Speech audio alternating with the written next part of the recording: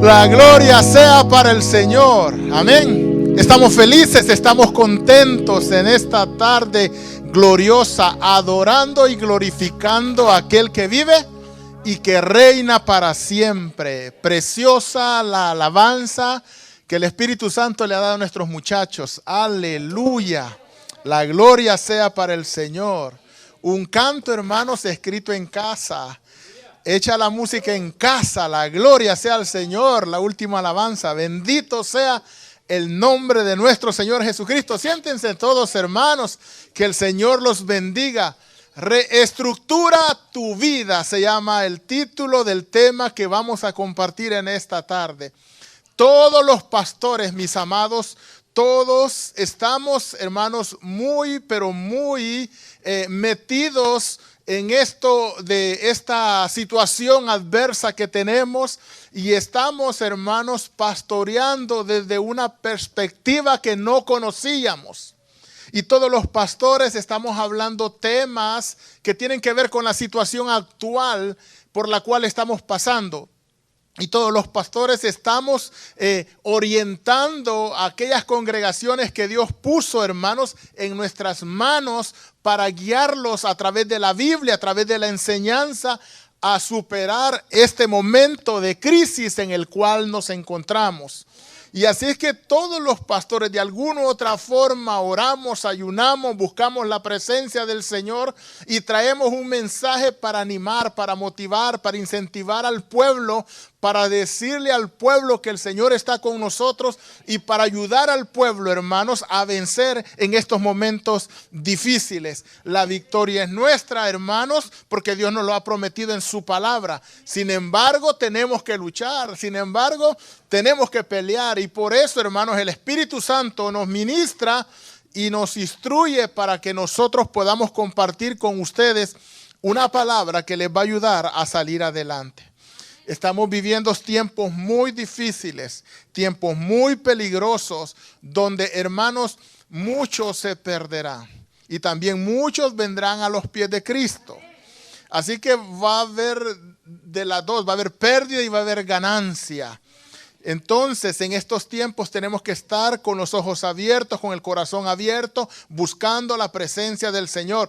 Desde el principio les hemos venido hablando a la congregación que este tiempo es un tiempo de búsqueda de Dios, es un tiempo de entrega, es un tiempo para levantar altares en los hogares, es un tiempo donde debemos de demostrar nuestra fe, donde debemos de demostrar si hemos aprendido bien la enseñanza que se nos ha estado dando. Amén.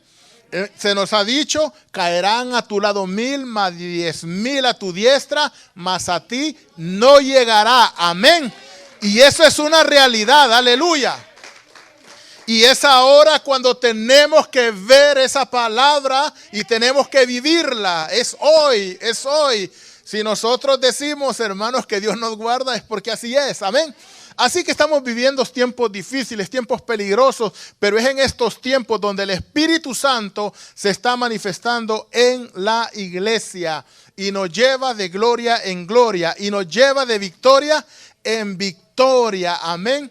La vida, hermanos, va a ser totalmente diferente después de esta situación que hemos pasado. Nosotros los pastores jamás, pero jamás nos imaginamos que un día vamos a estar nosotros solos predicando la palabra del Señor. Y yo creo que ustedes tampoco se imaginaron algún día estar en la casa viendo nuestros temas. Y vea cómo de a poquito, hermanos, las cosas se van acomodando. Vea cómo de a poquito, hermanos, las cosas van cambiando. Y por fe creemos que, hermanos, que vienen tiempos mejores, que las cosas van a cambiar. Pero tenemos que acomodarnos a nuestro nuevo sistema de vida. Por eso le titulé al tema de este día, reestructura tu vida. Se nos hace necesario reestructurar nuestra nueva manera de vivir. ¿Están conmigo? La Biblia me muestra que Israel fue reestructurando su manera de vivir de acuerdo a las situaciones que se les presentaban. Escuche, Dios tenía un plan con Israel. Dios les quería regalar una tierra, la tierra prometida. Pero para ellos llegar a la tierra prometida, primero tenían que ser esclavizados, ¿ok? Tenían que ser oprimidos. Tenían que ser, hermanos, ellos angustiados, desesperados. Pero después de eso, Dios los iba a liberar. Dios los iba a sacar. Y los iba a llevar a un lugar donde iban a depender absolutamente de Dios. Antes de darle la bendición grande, imagínense el proceso que tenían que pasar. Tenían que ser esclavos, luego venir al desierto y en el desierto ser purificados, ser transformados, conocer al único Dios verdadero, para después entrar en la tierra prometida, la cual no iba a ser fácil de conquistar, ¿ok? Pero ellos ya tenían que haber aprendido en el desierto a confiar en Dios, a esperar en Dios. Y por eso ellos iban a estar ya preparados para conquistar. Creo yo que Dios de la misma manera a la iglesia la está preparando para que conquiste.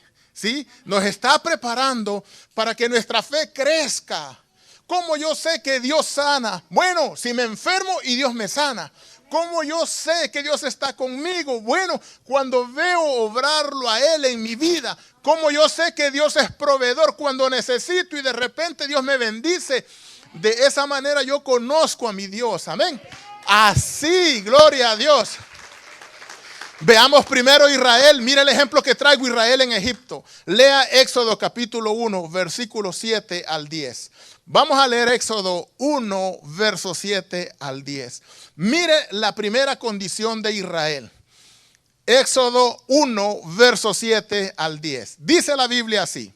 Y los hijos de Israel, ¿qué les pasaba a ellos? Fructificaron. ¿Y qué más les pasaba? Se multiplicaron y fueron aumentados y fortalecidos en extremo. O sea que la bendición era enorme, grande. Y dice la Biblia así, y se llenó de ellos la tierra. Verso 8, entre tanto, o sea, después de que vino la bendición, entre tanto se levantó sobre Egipto un nuevo rey que no conocía a José y dijo a su pueblo, verso 9, he aquí el pueblo de los hijos de Israel es mayor y más fuerte que nosotros. Verso 10, ahora pues seamos sabios para con él, para que no se multiplique y acontezca que viniendo guerra, él se una a nuestros enemigos y pelee contra de nosotros y se vaya de la tierra. Entonces note primero la condición de Israel. Era una condición próspera, era una condición de bendición, de multiplicación, de tranquilidad. Se fortalecieron, crecieron, se llenó la tierra de ellos. Ahora, esa tierra de Gosén ya no era suficiente para Israel. Por eso necesitaban una tierra más amplia. ¿Está conmigo? Israel ya necesitaba una tierra más amplia donde habitar. Y para poder llevarlos allá, Dios tenía que pasarlos por un proceso. ¿Está conmigo? Por un proceso. Para que llegue la bendición, Dios nos tiene que pasar por un proceso. Amén. Entonces dice que ya fue plan de Dios. Este rey dijo, bueno, estos se están multiplicando, un día vienen nuestros enemigos, nos van a atacar. Y es que la bendición había sido enorme. Mire, cuando llegaron a Egipto, la Biblia dice, si hubiésemos leído unos 3 pasajes antes, que los que llegaron eran 70 personas. Cuando salieron, dicen que eran más de 500,000, casi 600,000 gentes. De 70 a 600,000, Dios había bendecido a Israel. Amén. Así es que los enemigos de Israel tenían miedo, tenían temor y deciden, hermanos, oprimirlo, y comienza la vida de los judíos a cambiarles. Después de haber vivido una vida de prosperidad, comenzaron a ser oprimidos, empezaron a ser angustiados. Vea lo que dice Éxodo 1, verso del 10 al 15. Éxodo 1, del 10 al 15. Vea lo que dice la palabra del Señor. Y entonces pusieron sobre ellos comisarios de tributos que los molestasen con sus cargas y edificaron para Faraón las ciudades de almacenaje, Pitón y Ramesés. Verso 12. Pero cuanto más los oprimían, ¿está conmigo? Tanto más se multiplicaban y crecían. ¿Cuántos dicen gloria a Dios? Cuanto más grande la dificultad, más grande la bendición que viene para nosotros. Aleluya. Si lo cree, alégrese, gócese. Entre más grande el problema, más grande la bendición. Gloria a Jesús. Cuanto más los oprimían, tanto más se multiplicaban y crecían, de manera que los egipcios temían a los hijos de Israel. Verso 13. Y los egipcios hicieron servir a los hijos de Israel con dureza y amargaron su vida con dura servidumbre en hacer barro y ladrillo y toda labor del campo en todo su servicio, al cual los obligaban con rigor. Verso 15. Y habló el rey a las parteras de las hebreas, una de las cuales se llamaba Cifra y otra Fua, y les dijo, verso 16, cuando asistáis a las hebreas en sus partos y veáis el sexo, si es hijo, matadlo, y si es hija, entonces que viva. Note cómo se levantó el enemigo, pero recuerde que Dios tiene el control de todas las cosas. Recuerde que Dios tiene un plan con el pueblo de Israel. Si Dios solo les dice al pueblo de Israel que se vayan para la tierra prometida, no se van.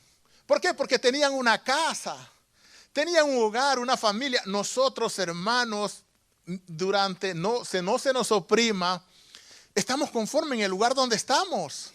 Muchos de los que estamos aquí estamos en este país porque ¿sabe qué? Porque en nuestros países vimos los efectos de la guerra, o porque la pobreza nos atrapó y decidimos buscar un lugar mejor. Así que Israel era necesario que pasara por una opresión así para poder Dios llevarlos a un camino mejor, a una bendición más grande. Entonces Israel comenzó a vivir una vida diferente. Tenía una vida de libertad, ahora estaban siendo oprimidos. Ahora ellos estaban siendo angustiados, desesperados. Sus hijos estaban muriendo. Pero ¿sabe qué? Ellos, hermanos, entendieron esta nueva forma de vivir y se mantuvieron firmes. Entendamos nosotros que hoy en día estamos viviendo tiempos difíciles, tiempos que no nos imaginábamos que íbamos a estar en la iglesia con un tapaboca. No nos imaginamos eso. Nunca nos imaginamos ir a la estación de gasolina y con guantes echar gasolina, hermanos. Nunca nos imaginamos estar en las casas encerrados todo el tiempo. No nos imaginamos. Pero nos llegó ese tiempo. ¿Qué debemos de hacer? No debemos de protestar, no debemos de llorar. Debemos de sobreponernos y debemos de aprender a vivir en esta nueva vida que se nos presenta, siendo inteligentes, siendo prudentes. ¿Están conmigo? Así que el pueblo de Israel aprendió a vivir en esta nueva forma de vida, y entonces recuerde que Dios los lleva en un proceso. Ahora bien, cuando ellos ya estaban allí, viene Dios y los libera. Los saca, porque acuérdese que Dios tiene un proyecto, tiene un propósito con nosotros. Nuestro destino final, hermanos, es la eternidad con Dios. Este no es nuestro hogar. Aquí estamos de pasada. Aquí nosotros nos estamos preparando para algo maravilloso. Aquí nosotros nos estamos entrenando para adorar y glorificar al Dios que vive y que reina para siempre. Amén. Aleluya. Este no es nuestro hogar, esta no es nuestra casa, amén. Hay algo mejor que nos espera. Así que nos estamos preparando, pero mientras llegamos a ese momento glorioso, donde vamos a poder decir, mira, ahí está Abraham, oh, ahí está Isaac. Hermanos, de verdad, no sé si ustedes al leer la Biblia se les ha ocurrido un día que les gustaría conocer a alguien. Hay hermanos que dicen, a mí me gustaría conocer a David, por ejemplo. Bueno, ahí lo va a conocer. Amén. ¿Está conmigo? O alguien puede decir, yo quisiera conocer a María. ¿Cómo habrá sido María? Ahí la va a conocer. Amén. Entonces, hermanos, pero mientras llegue ese momento, tenemos que ser procesados. Y no va a ser fácil. ¿Ok? Pero Dios está con nosotros. Él es el que nos da la fuerza. Él es el que nos da la inteligencia y la capacidad para vencer. No es en nuestra fuerza, sino en las fuerzas del Señor. Amén. La gloria sea para el Señor. Así que la vida les cambió y entonces viene Dios y después de estar siendo tan oprimidos, tan angustiados, Dios los saca y los lleva. ¿A dónde? Los lleva al desierto. Hermanos míos, y si alguien pensaba que la vida en el desierto es una manera preciosa de vivir allí, se equivocó. El desierto, aunque hay vida, hermanos, ahí, porque hay arbustos pequeñitos, hermanos, el cambio para Israel fue totalmente diferente. En Egipto, ellos tenían una casa donde vivir. En el desierto, ya no tenían una casa. Ya tenían una carpa o una tienda de campaña. ¿Está conmigo? En Egipto, ellos dicen allí, cuando ellos se rebelan, ellos anhelan de Egipto, ¿se recuerdan? Los puerros, los melones, las cebollas, decían, anhelaban esas cosas. Bueno, allá tenían eso, ahora ya no lo tienen. Y deben de acomodarse a vivir en su nueva vida, iglesia. Y note que aquellos que estaban llorando y diciendo, oh, nos acordamos de aquella delicia, de las cebollas, de los puerros, de todo. Note que todos esos quedaron en el camino a la tierra prometida. Así que lo que podemos aprender, iglesia, allí es que debemos de estar conformes con la vida que Dios nos ha dado. Si hoy nos tocó estar con un tapaboca aquí vamos a estar. Cuando nos lo tengamos que quitar, nos lo vamos a quitar, amén. Y no vamos a protestar porque estamos en casa, no. Lo que vamos a hacer es glorificar a Dios en cualquier situación, aleluya. ¿Cuántos dicen amén? Hay gente que glorifica a Dios solo en las buenas. Pero el buen siervo de Dios debe de glorificar a Dios en las buenas y en las malas. Pablo y Silas estaban en la cárcel, habían sido apresados, se recuerda la historia. Les habían puesto cepos, cadenas, etcétera, etcétera. Pero en la cárcel, ¿qué hacían ellos? Adoraban y glorificaban al Señor, aleluya. Así es que allí donde usted está, glorifique al Señor, no importa la condición que usted tenga, bendiga al Dios de la gloria, glorifique al Señor, aleluya. Así es que la vida le cambió a Israel, a nosotros también nos ha cambiado la vida, pero vamos a salir adelante, vamos a salir victoriosos. No vamos a ser de los que se quedaron ahí tirados en el desierto, vamos a ser como ¿quién? Mire, dos personajes, ¿se recuerdan los nombres? Josué y Caleb, gracias. Vamos a ser como Josué y Caleb. Nosotros sí vamos a conquistar. ¿Cuántos dicen amén? Nosotros vamos a pasar al otro lado, aleluya. Nosotros sí vamos a vencer porque el Señor está con nosotros. Así que la vida les cambió. Y ya no vivían en una casa, ya no iban a la tienda a comprar. Ahora estaban en el desierto. Y antes sembraban, ahora ya no podían sembrar. Pero note que la vida les cambió, pero también todo, hermano, Dios lo acomoda. Venía del cielo maná todos los días, excepto el séptimo día, dice la Biblia. Y salía el pueblo de Dios a recoger su comida todos los días. ¿Qué estaba haciendo Dios con eso? Enseñando a Dios que Él es el que provee. ¿Quién es el que nos provee a nosotros los cristianos? Nuestro Dios, amén. No es nuestro trabajo, es Dios, hermanos, en quien nos provee, aleluya. La empresa de nosotros ya a tiempos hubiera quebrado, pero es que Dios es el que la sostiene por darnos trabajo a nosotros. Así es que nuestro jefe que no se ponga los moños, ¿no? Porque qué de gracias que tiene su empresa firme, porque Dios por darnos empleo a nosotros, lo bendice a Él. Yo así lo creo, aleluya, la gloria sea para el Señor.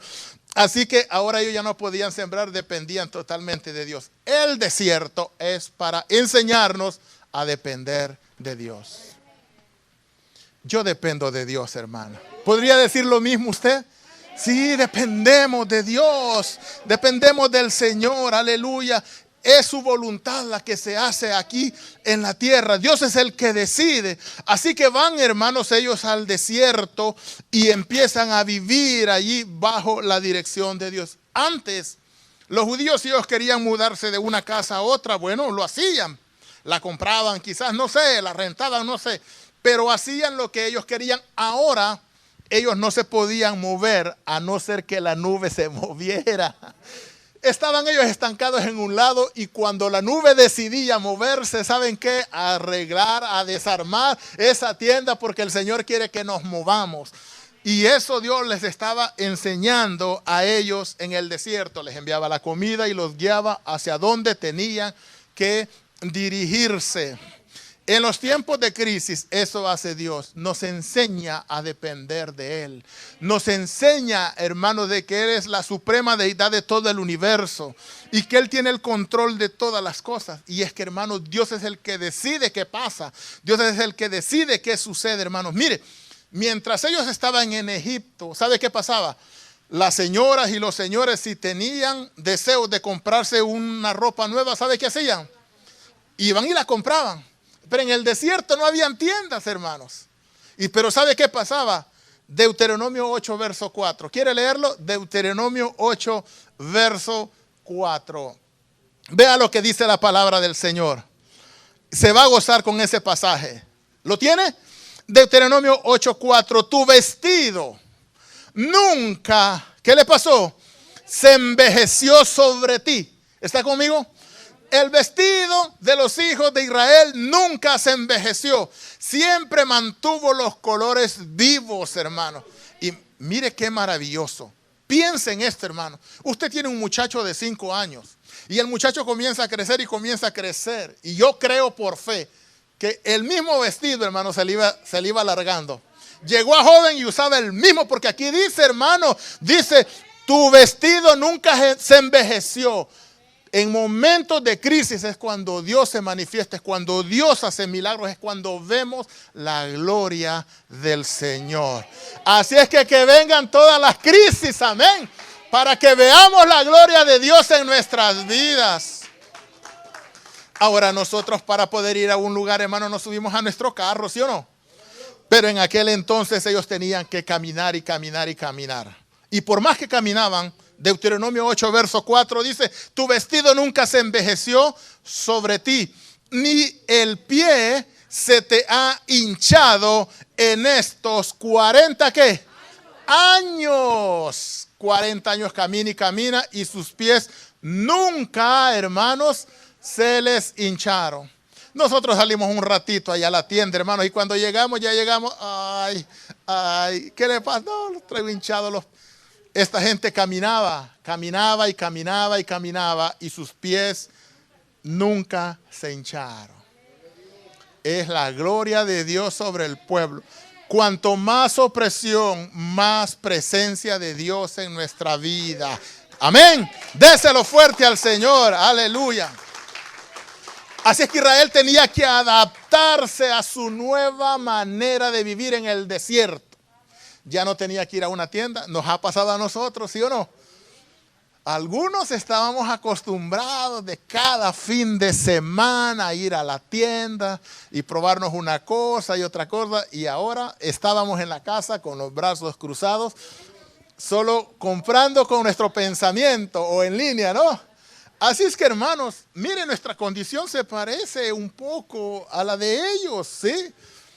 Hay mucha gente que ha ahorrado mucho, hermanos. Antes pasaba en puros restaurantes todos los fines de semana. Ahora en la casa, encerraditos, tranquilos, amén. Eso sí. Tenemos un pequeño problema de peso, eso sí. Pero bueno, Dios nos ayudará. Hemos aprendido a hacer, mi esposa no sabía hacer pan, ahora sabe hacer pan. Ay, hermano Dimas, aflíjase que viene la señora. No, no es cierto. Así que la vida nos ha cambiado, hermanos míos. Amén. Y no nos podemos poner a llorar. Nos tenemos, hermanos, que gozar en el Señor, confiar en Él. Porque Dios tiene propósitos con los cambios. Ve a Israel, Deuteronomio 8, verso 2, perdón. Deuteronomio 8, verso 2. Dios tenía un propósito con llevar a Israel al desierto. Yo voy a hablar de 3 cosas rapiditas así. Deuteronomio 8, verso 2. Y te acordarás de todo el camino por donde te ha traído Jehová tu Dios estos 40 años en el desierto. Lo trajo para, uno, ¿para qué? para afligirte, para probarte y para saber qué había en tu corazón y si habías de guardar o no sus mandamientos. Así es que Dios tiene 4 propósitos para llevar a Israel al desierto. Lo primero lo quería probar. Este tiempo de crisis ha sido para probarnos. Ha sido para probarnos. A usted que está en la casa, el Señor lo ha probado, créame. Y el Señor sabe, hermanos, si pasamos o no la prueba. Vea lo que dice allí. Dice así: para afligirte. Lo primero que Dios busca es afligirlo a uno. Definamos lo que quiere decir aflicción. Aflicción es aflicción, es tristeza, es congoja, es angustia moral. Dios quería ver qué había en Israel para formar un buen carácter. Lo mismo Dios nos permite estar en tiempos de prueba para afligirnos. ¿Qué propósito tienen las aflicciones? Afirmar y formar nuestro carácter. ¿Sabe qué pasa cuando estamos afligidos? Preguntémosle a la Biblia, Salmo 107, verso 19. Cuando estamos afligidos de verdad, ocurre lo siguiente. El Salmo 107, verso 19.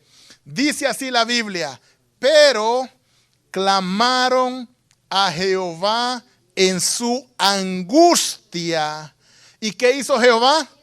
Y los libró de algunas, hermanos, de algunas, no, de todas. ¿Cuántos dicen amén? De todas sus aflicciones. Así que Dios nos lleva a un lugar y nos aflige, y eso tiene un propósito para que usted digamos: Dios mío, clamemos a Él. Y Él, ¿qué hace? Nos libra. ¿Están conmigo? Así es que el primer propósito de Dios es afligirnos, pero no para destruirnos, sino para que nosotros nos volvamos a Él y aprendamos que Él tiene el poder por sobre todas las cosas. Así que Dios nunca nos va a dejar, hermano. La segunda razón en el pasaje era para probarte. ¿Sabían ustedes que ni usted conoce su corazón? Yo no conozco mi corazón. Y entonces usted dice: ¿y de dónde me salió eso que yo no sabía que lo tenía? ¿No les ha pasado que se quedan sorprendidos de cosas que hacemos y después decimos: oye, ¿cómo está esto? Yo no sabía que estaba en mí. Vea lo que dice la Escritura, hermanos.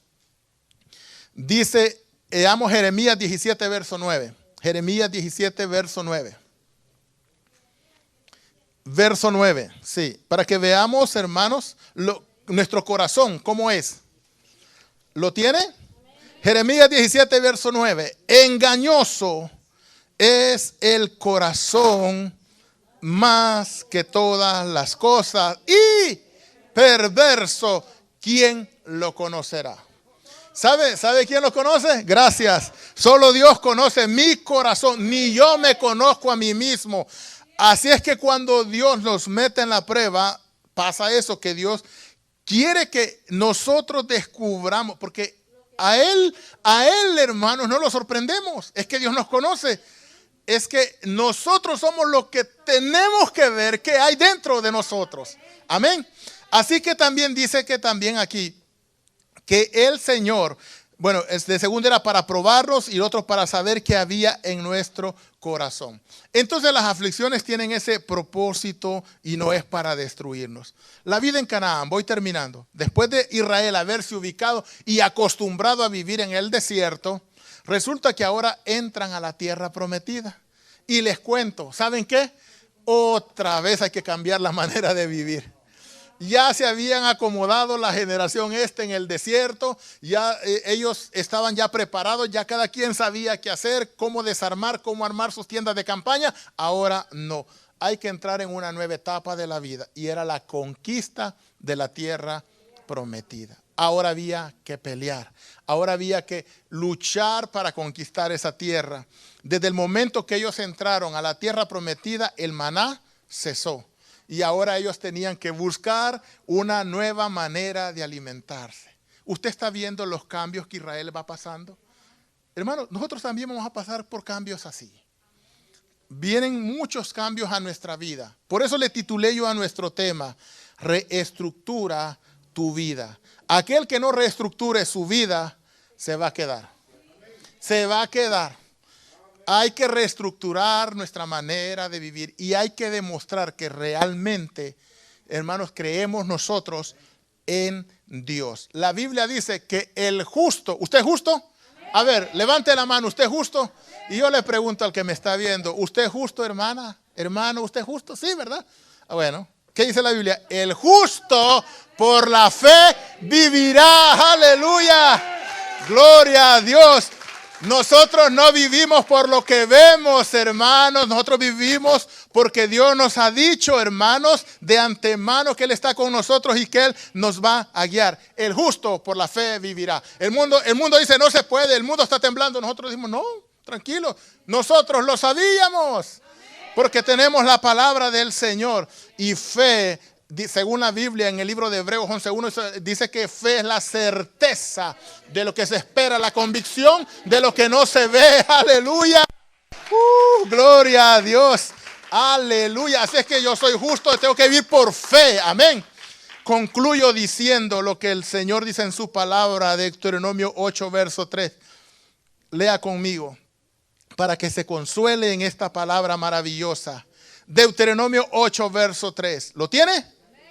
Y te afligió, y te hizo tener hambre, y te sustentó con maná, comida que no conocías tú, ni tus padres la habían conocido, para hacerte saber, ¿cuántos dicen amén?